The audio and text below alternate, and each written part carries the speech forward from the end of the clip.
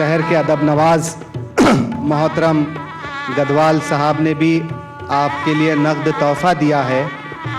मोहतरमा अमृता साहबा के लिए, पत्की साहबा के लिए यूनुस गदवाल साहब ने नक़द तोहफ़ा दिया है। हज़रात, बज़्म गालिब शहर शोलापुर का एक वाहिद इदारा है। मैं इस इदारे के तफसीली तारुफ़ के लिए इस शहर के नौजवान प्रिंसिपल जनाब बागबान हारून रशीद साहब का आवाज़ देता हूँ। वो आएँ और हमारी इस महफ़िल के मेहमानान का इस्तकबाल करें और बज़्म गालिब शोलापुर का तफसीली पेश करें। अल्लामा इकबाल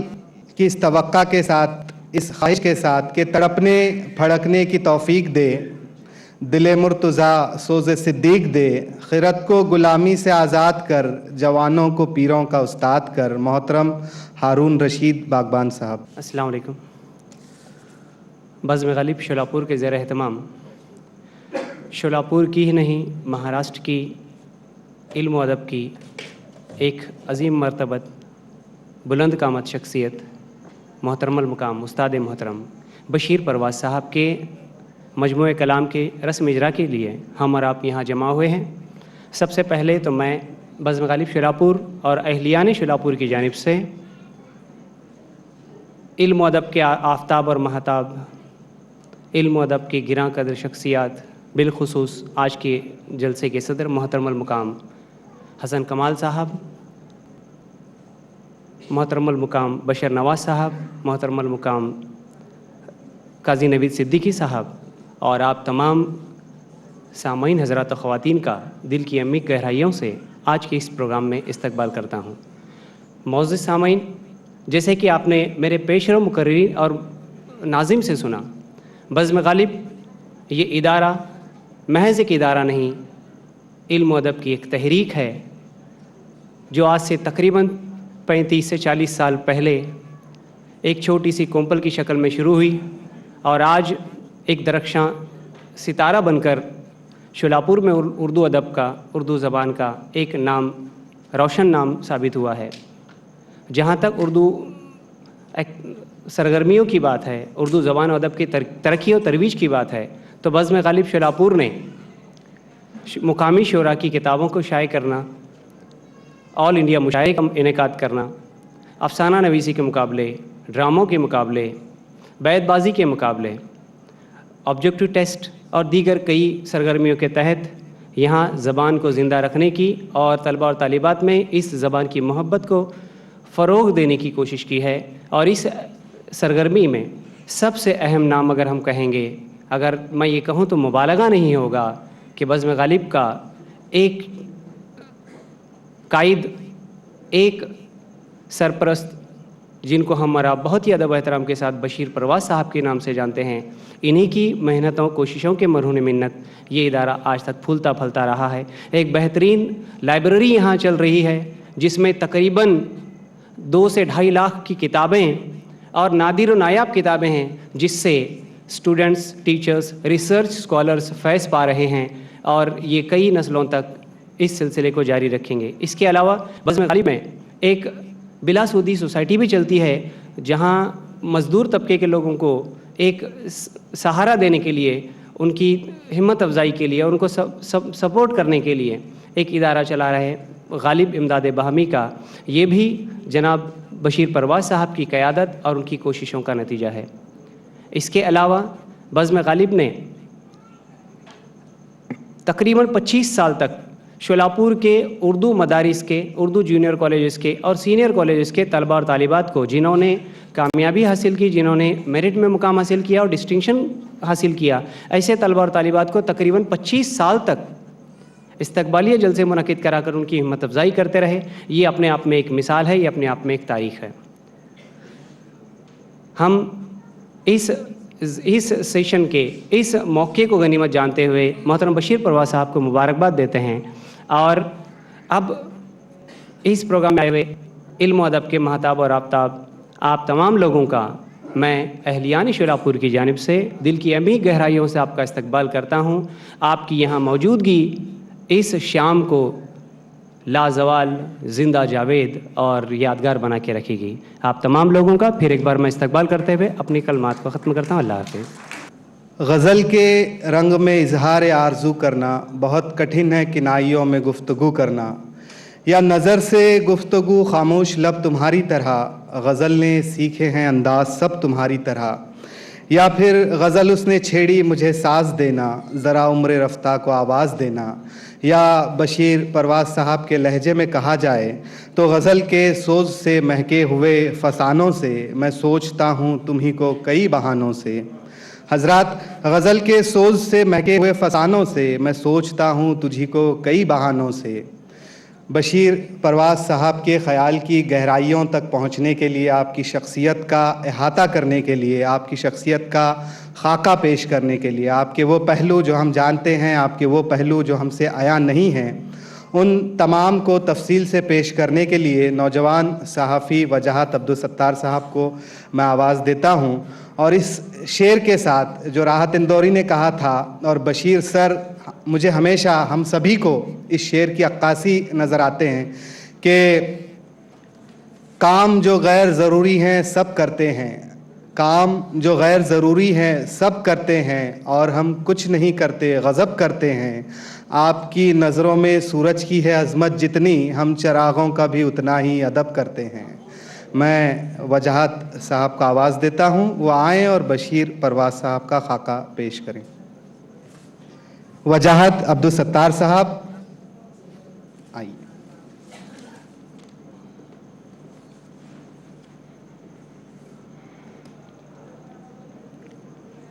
शुरू अल्लाह के नाम से जो बड़ा मेहरबान निहायत रहम वाला। कमाल एहसन को पहुँचे हुए सदर आली वकार जनाब हसन कमाल साहब, अपनी शेरियत से बशरियत को नवाजने वाले आज के मेहमान खुसूसी जनाब बशर नवाज साहब, और अपनी सदाकत के तबसरे के लिए मशहूर डॉक्टर काजी नवेद सिद्दीकी साहब, मेरे शफ़ीक उस्ताद ख़याल के खालिक मोहतरमुल मकाम जनाब बशीर परवाज़ सर, और उनकी मोहब्बत की डोर में बंधे चले आए तमाम सामाईन कराम, अस्सलामु अलैकुम व रहमतुल्लाहि व बरकातुहू। मेरी नातवा ज़बान की खुशकिस्मती देखिए कि बशीर परवाज़ सर जैसी मारूफ़ शख्सियत, मशहूर ड्रामा निगार, मारूफ़ अफ़साना नवीस, दराज कद शायर के तारुफ़ का एज़ाज़ मिला। लेकिन मेरी ज़हनी बेचारगी भी मुलाहिज़ा फरमाइए कि अब तक शश व पंच की हालत बरकरार है। कैसी दराज कद शख्सियत के ताल्लुक़ से बोलूँ तो क्या बोलूँ, लिखूँ तो क्या लिखूँ, सफ़े करतास पर उनकी ज़िंदगी के ऐसे कौन से रंग बखेरूँ कि उनकी शख्सियत का एक एक पहलू निखरा निखरा नज़र आए, या उनकी हयात के गिर्द, उनकी ज़िंदगी के अतराफ़ वाक़ियात का ऐसा कौन सा हाला बुनूँ जिसकी मुनव्वर किरणों में आपकी शख्सियत के खद व खाल वाज़े नज़र आए। दोस्तों, चंद सिलसिलावार सांसों की तरतीब और मजमे का नाम है ज़िंदगी, बस इससे बढ़कर कुछ नहीं। और हर गुज़रती सांस के साथ गुज़र जाता है एक लम्हा। चुपके से गुज़रने वाले इन लम्हात में कभी ये ख़याल तक नहीं गुज़रता कि अभी अभी जो लम्हा गुज़रा है वो कितना कीमती था, कितना अनमोल था। लेकिन यही लम्हात जब माजी का लबादा ओढ़कर तसव्वुर के दरीचों से झांकते हैं, तब हमें एहसास होता है कि इस लम्हे के दामन में, इन लम्हात के दामन में कितनी धड़कनें ज़िंदा हैं, कितनी यादों के चिराग रोशन हैं, और कितनी शख्सियतों के नुकूश अपने अंदर न जाने कितनी दास्तानें समेटे हुए हैं। दोस्तों, आज मैं तसव्वुर के हिंडोले में बैठा माजी के उन्हीं लम्हात को आवाज़ देने जा रहा हूँ जब ख़याल के खालिक की तख्लीक हो रही थी। मेरी नज़र 20 दिसंबर 1944 के सफ़े पर जा ठहरती है। समय का पहिया चक्कर काटता है, माजी के औराक फड़फड़ाते हैं और यादों की कंदील रोशन होती है। اور اس کی تابناک روشنی میں نظر آتا ہے شہر شولاپور کا ادبی ماحول، جہاں قدیر شولاپوری جیسے استاد شاعر کا گھرانہ ہے، اور اس گھرانے میں 20 دسمبر 1944 کو ایک بشر جنم لیتا ہے۔ اردو ادب کی روشن فضاؤں کے درمیان، کتابوں کی مہک کے درمیان ایک بشر جنم لیتا ہے جس کو بشیر کے نام سے نوازا جاتا ہے۔ جی ہاں سامعین، یہ وہی بشیر پرواز سر ہیں جنہوں نے اپنے 68 سالہ تجربے کو صرف ایک خیال میں پیش کر دیا۔ آپ ہی اندازہ لگائیے کہ جس شخص نے عمر کی 10 سال میں، سامعین یہاں میں ایک بات عرض کرنا چاہوں گا کہ 10-12 سال کی عمر تک ہمارے بچوں کو حروف تہجی کی شناخت تک نہیں ہوتی، جس بندے نے عمر کی 10 سال میں گورکی کی ترجمہ شدہ ناول ماں پڑھی ہو، تو آپ اندازہ لگائیے کہ اس کے ادب کا ذائقہ کیسے ہوگا۔ شاعرانہ فضا تو چونکہ بچپن سے ہی میسر آ گئی تھی، اس لیے پرواز کے لیے پر تولنے شروع کر دیے، اور شہر میں ایک نیا عنوان نہ ہوا تھا سو ہوا، شہر میں ایک نیا عنوان نہ ہوا تھا سو ہوا، یار پرواز غزل خواں نہ ہوا تھا سو ہوا۔ سامعین، شاعری کے آسمان میں جب آپ نے اڑان بھری ہے تو اپنے قلمی پنکھوں کے درمیان کائنات کی ہر چیز سمیٹ لی۔ یہ سچ ہے کہ یہ اڑان مسلسل تو نہ رہی، مگر جب بھی پرواز کی پرواز ہوئی ہے 100% کامیاب ہوئی ہے۔ اور آپ ہی کا ماننا ہے کہ شعریت کے بغیر شعر محض بیان بن کر رہ جاتا ہے، شعر نہیں ہوتا، اور شاعری شعریت کی حسن کی وجہ سے ہی نثر سے الگ اپنی پہچان رکھتی ہے۔ ڈاکٹر صاحب، معذرت کے ساتھ مجھے احساس ہے، بلکہ اعتراف بھی ہے کہ میں تعارف کی حدوں کو چھوڑ کر تبصرے کی حدوں کو مس کرنے کی کوشش کر رہا ہوں، لیکن یہ جملہ مجھے یہاں کہنے کی ضرورت اس لیے پیش آئی کہ جس شخص کو بچپن سے ہی اپنے والد کی طرف سے، ایک سچے استاد کی طرف سے، ایک سچے شاعر کی طرف سے تنقیدی کتابیں اور تنقیدی مضامین پڑھنے کی ترغیب ملی ہو، تو اندازہ لگائیے کہ اس کے قلم سے نکلا ہوا ایک ایک لفظ کتنا سچا، کتنا نپا تلا، سوچا سمجھا جانا پرکھا، چست اور برجستہ ہوگا۔ خیر دوستو، میں ماضی کے دھندلکوں سے جست لگا کر حال کی طرف آتا ہوں۔ بشیر پرواز سر شہر شولاپور کی ایک ہر دل عزیز ادبی شخصیت ہیں، مشہور ڈرامہ نگار ہیں، معروف افسانہ نویس ہیں، سچے صحافی ہیں، نقاد ہیں، علم عروض کے ماہر ہیں۔ آپ انہیں فارسی زبان کی لطافتوں کا دلدادہ کہہ لیجئے، یا اردو ادب کا گرویدہ کہہ لیجئے، کوہنا مشق شاعر و ادیب کہہ لیجئے، بلکہ یوں کہیے کہ ان کی شخصیت کو الگ الگ خانوں میں بانٹنا یا ان کی شخصیت کا احاطہ کرنا آسان نہیں ہے۔ ہاں، ان کے متعلق اتنا ضرور کہنا چاہوں گا کہ جس طرح تاج محل کی خوبصورتی کو نہارتے ہوئے، تاج محل کی دلکشی کو دیکھتے ہوئے اور سنگ مرمر کی صنائی میں کھوئے ہوئے عام آدمی کی نظروں سے تاج محل کی بنیاد کا وہ پتھر پوشیدہ رہ جاتا ہے جو اس خوبصورت عمارت کا خوبصورت بوجھ اپنے کندھوں پر اٹھائے کھڑا ہے، بالکل اسی طرح سے شہر شولاپور کی سنگلاخ زمین پر اردو ادب کی ترقی، ترویج، بقا و اشاعت کے لیے بشیر پرواز سر کی انتھک کوششیں ایک عام آدمی کی نظروں سے پرے ہیں، پوشیدہ ہیں۔ اور سامعین، مبالغے کا شائبہ نہ گزرے اس لیے پس منظر بیان کرنا ضروری سمجھتا ہوں۔ جس طرح ابھی ایم اے پانگل اردو ہائی اسکول کے پرنسپل ہارون رشید باغبان سر نے بتایا کہ بزم غالب یہ پہلے غالب کلب ہوا کرتا تھا۔ 1965 سے 1990 تک تقریباً 25 سال کے عرصے میں اس کلب نے کافی نشیب و فراز دیکھے، اور ایک وقت ایسا بھی آیا کہ 25 سال کے نشیب و فراز کے بعد غالب کلب پر جمود طاری ہو گیا۔ 1990-1991 میں غالب کلب بزم غالب میں تبدیل ہو گیا، اور پھر فرزندان ادب نے وہ دن بھی دیکھا کہ صدارت کی کرسی پر بشیر پرواز سر کے براجمان ہوتے ہی یہ جمود، یہ اخلاق ٹوٹ کر بکھر گیا، اور اردو ادب کے لیے فضا ہموار ہوئی۔ سامعین، یہ تو بزم غالب کا نشاط الثانیہ تھا، جس میں بزم غالب کی وساطت سے بشیر پرواز سر نے اردو کی دم توڑتی ہوئی سرگرمیوں میں ایک روح پھونکی، ایک نئی سرے سے جان ڈال دی، اور تمام اردو مدارس کو ایک لڑی میں پرو کر ایک معطر ہار بنایا، جس کی خوشبو سے نہ صرف صوبہ مہاراشٹر بلکہ اطراف و اکناف کی ریاستیں بھی مہک اٹھی۔ سامعین، یہاں سوال یہ نہیں ہے کہ کیا اس زمانے میں اردو کے ماہرین یا اردو کے جاننے والے موجود نہیں تھے؟ ہاں تھے، خود ان کے گھرانے میں، خود ان کے احباب میں، خود ان کے دوستوں میں، بلکہ یوں کہہ لیجئے ان کے اساتذہ میں کئی اردو کے ادیب، اردو کے ماہرین جن کو اردو زبان و ادب پر مہارت حاصل تھی، عبور حاصل تھا، بہت سارے لوگ موجود تھے۔ لیکن اس زبان کی ترقی و ترویج کے لیے آپ کے ذریعے دی گئی خدمات، آپ کے ذریعے انجام دی گئی خدمات سنگ میل کی نہیں بلکہ سنگ اساس کی حیثیت رکھتی ہیں۔ سامعین، اس بات سے کسے انکار ہو سکتا ہے کہ ہر بچہ صلاحیتوں کے ساتھ پیدا ہوتا ہے، لیکن یہ جتنی حقیقت ہے یہ بھی اتنی ہی حقیقت ہے کہ جب تک اس بچے کی صلاحیتوں کو پروان چڑھانے کے لیے پلیٹ فارم مہیا نہ کیا جائے اس کی صلاحیتیں ابھر کر سامنے نہیں آتی۔ اب اسے بشیر پرواز سر کا کارنامہ ہی کہہ لیجئے کہ انہوں نے طلباء و طالبات کی مخفی صلاحیتوں کو پروان چڑھانے کے لیے، ان کی مخفی صلاحیتوں کو، ان کی پوشیدہ صلاحیتوں کو ابھارنے کے لیے، ان کی نشو و نما کے لیے ایسے بے تعداد لاتعداد پلیٹ فارم مہیا کرائے جن سے سینکڑوں بچے فیض یاب ہوئے، اور یہ سلسلہ ہنوز برقرار ہے۔ آج تک سینکڑوں بچے اس پلیٹ فارم سے فیض یاب ہو رہے ہیں۔ لیکن دوستو، ایک سوال جو میرے بھی ذہن میں ہمیشہ کچوکے لگاتا ہے، شاید آپ کے ذہن میں بھی آتا ہوگا،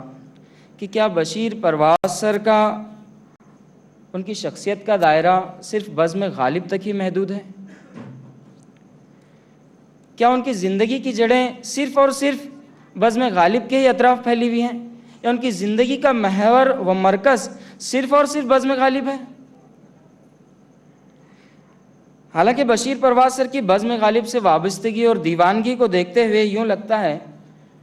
کہ ان کی دیوانگی کی حدیں اب جنون کی حدیں پھلانگ چکی ہیں۔ اب بزم غالب اور بشیر پرواز سر ایک دوسرے کے لیے لازم و ملزوم بن کر رہ گئے، بلکہ کبھی کبھی تو مجھے یہ محسوس ہوتا ہے کہ بزم غالب بشیر پرواز ہے یا بشیر پرواز بزم غالب، سمجھ میں ہی نہیں آتا۔ لیکن سوال یہاں پر یہ ہے کہ بزم غالب کے تناظر سے ہٹ کر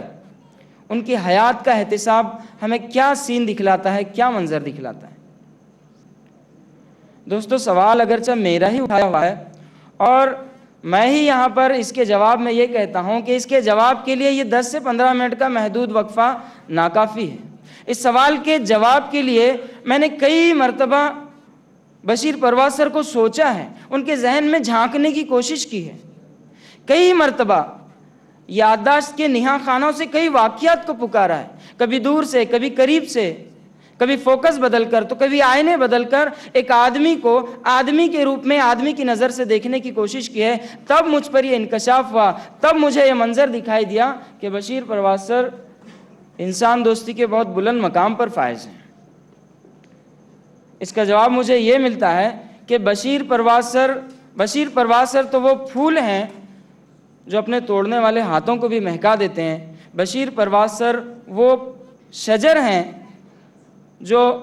پتھر پھینکے جانے کے بعد پھینکنے والے کو سایہ بھی دیتے ہیں اور پھل بھی دیتے ہیں، اور بشیر پرواز سر وہ چراغ ہیں جو خود جلتے ہیں مگر دوسروں کو روشنی دیتے ہیں۔ بشیر پرواز سر کے تعلق سے ہمارے ہی شہر کے ایک مشہور شاعر جناب عبدالقادر تنویر صاحب نے کہا تھا، ایک شعر میں یہاں پر عرض کرنا چاہوں گا کہ جذبہ ایثار کو پہم جمع رہنے دیا، جذبہ ایثار کو پہم جمع رہنے دیا، دل کو محو تیشہ و سنگے گراں رہنے دیا، اور جن کو دینا تھا دیا سایہ ثمر مثل شجر، جن کو دینا تھا دیا سایہ ثمر مثل شجر، اور اپنی ہستی پر دہکتا آسماں رہنے دیا۔ سامعین، میں نے سنا تھا کہ جس شخص کے حصے میں بلندی آتی ہے اسی راستے سے کہیں نہ کہیں تکبر کی تھوڑی سی جھلک بھی آ جاتی ہے، لیکن مجھے لگتا ہے کہ بشیر پرواز سر کے لیے یہ جملہ فٹ نہیں ہوتا، کیونکہ بشیر پرواز سر تو وہ شجر ہیں جو جتنے پھیلتے ہیں، جتنے بلند ہوتے ہیں، اتنا گہرا سایہ دیتے ہیں، اتنے زیادہ پھل دیتے ہیں۔ میں نے تو کئی مرتبہ ان کو دیکھا ہے، ایک انٹرنیشنل کھلاڑی ظہیر خان سے جتنی عاجزی کے ساتھ گفتگو کرتے ہوئے دیکھا ہے، ایک معمولی چائے والے بیرے کے ساتھ بھی اسی انکساری کے ساتھ جو ہے گفتگو کرتے ہوئے پائے۔ شعر و ادب کی معروف ہستی جناب بشر نواز صاحب کے ساتھ شعریت پر جتنی متانت سے گفتگو کرتے ہیں، بالکل اسی سنجیدگی کے ساتھ ہم جیسے نومش کے شاعروں کی بھی رہبری فرما دیتے ہیں۔ اور یہ تو نام نمود، ریا، دکھلاوا، یہ سب چیزیں ان کے لیے کوئی معنی نہیں رکھتی، اور اگر کچھ معنی رکھتا ہے، میری نظر میں اگر کچھ معنی رکھتا ہے تو وہ ہے اخلاص، پیار، محبت، ایثار اور قربانی۔ اور دوستو، تنقیس و ہجو کے دور میں جہاں لوگ ایک دوسرے پر کیچڑ اچھالنے کے لیے بےتاب بیٹھے ہیں، بشیر پرواز کی ہمت افزائی کا سلیقہ بھی دیکھ لیجئے کہ اگر کسی کی پیٹھ پر کوئی داغ دھبا لگا ہو تو اس انداز سے صاف کر دیں گے کہ گویا اس شخص کو یہ محسوس ہو کہ پیٹھ تھپ تھپا کر شاباشی دے رہے ہیں۔ یہ ان کا ایک اپنا انداز ہے، نرالا انداز ہے۔ تقریباً 13 سال کا عرصہ میں نے ان کی رفاقت میں گزارا ہے، لیکن ان 13 سال کے عرصے میں ایک بھی واقعہ ایسا سوچنے میں، ایسا یاد کرنے میں ناکام رہا ہوں جو ان کی سخت کلامی کی طرف اشارہ کرتا ہوں۔ اور دوستو، زبان کو اگر قصیدہ خوانی کے الزام کا خوف نہ ہوتا تو میں آپ کو بتاتا ہوں شخص کا ادبی مقام، کہ ان گنہگار آنکھوں نے وہ منظر بھی دیکھا ہے کہ آپ کی ذات سے استفادہ کر کے آپ کا ہی انکار کرنے والے 20 شاعر اور درجنوں ڈاکٹر جب کسی مسئلے کا حل سمجھ میں نہیں آتا تو آپ سے رجوع کرتے ہیں، اور یہ شخص